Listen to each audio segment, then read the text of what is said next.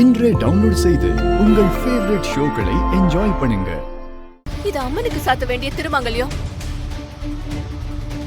நான் பத்திரமா வச்சிருப்பேன்னு சொல்லிட்டு இப்ப நானே அதை தொலைச்சிட்டேன். ராகவ், பேசாம போலீஸ் கம்ப்ளைண்ட் கொடுக்கலாமா? சரிம்மா. போலீஸ் எல்லாம் எதுக்குமா? இப்ப அவங்க வந்தா கல்யாண வீட்டுக்கு வந்திருக்கிறவங்க என்ன நினைப்பாங்க? அதெல்லாம் வேணாமா?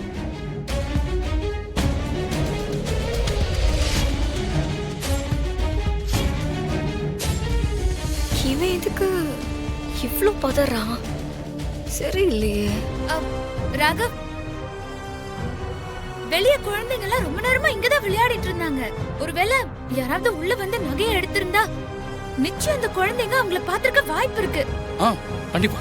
இருங்க, அவங்கள கூட்டிட்டு வரேன்.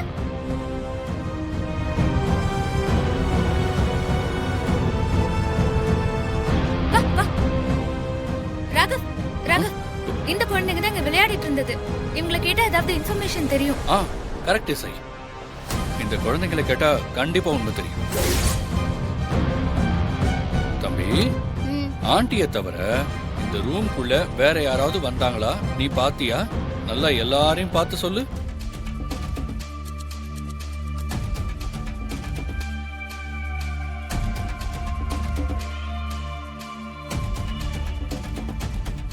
இந்த அண்ணா தான் ரூம்குள்ள வந்து ஏதோ எடுத்துட்டு போனாரு.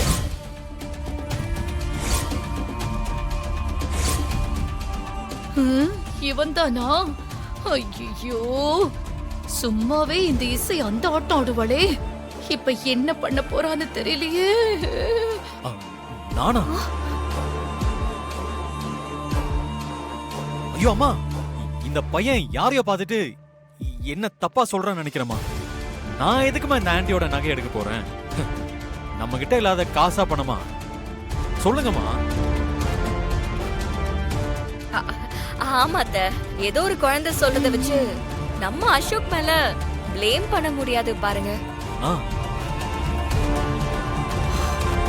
எல்லாரும் என்ன தப்பா நினைச்சிடாதீங்க. அம்மாவோட ஃப்ரெண்ட்ஸ் முன்னாடி இந்த பையன் இப்படி ஒரு வார்த்தை சொன்னதுக்கு அப்புறமும் யாரா இருந்தாலும் அசோக் மேல சந்தேகம் வந்துதான் ஆகும். யாரோ ஏதோ நினைச்சிட்டு போறாங்க, அதுக்கு நாம என்ன பண்ண முடியும்? ஆமா ஆமா. அப்படி இல்ல, மத்தவங்களை விடுங்க. வித்யா ஆண்டிக்கே உள்ளுக்குள்ள ஒரு சந்தேகம் வந்திருக்காது? ஆமா ஆமா, அது இயல்பு தானே. ஐயோ, மாட்டி விட்டுட்டாங்களே. ஏன்னா இது கடவுளுக்காக செஞ்ச நகை 5 கோடி மதிப்புள்ளது. சோ இது ஈஸியா எடுத்துக்க முடியாது. இப்ப நீ என்ன சொல்ல வர ராகவ்? அம்மா, நம்ம அசோக் அப்படிப்பட்டவன் இல்லம்மா. ஆனா இது அவன் பண்ணலன்னு நம்ம ப்ரூவ் பண்ணணும்ல. முதல்ல நம்ம அசோக்கோட ரூமை செக் பண்ணிடலாம். அப்பதான் அவனுக்கு எந்த கெட்ட பேரும் வராது.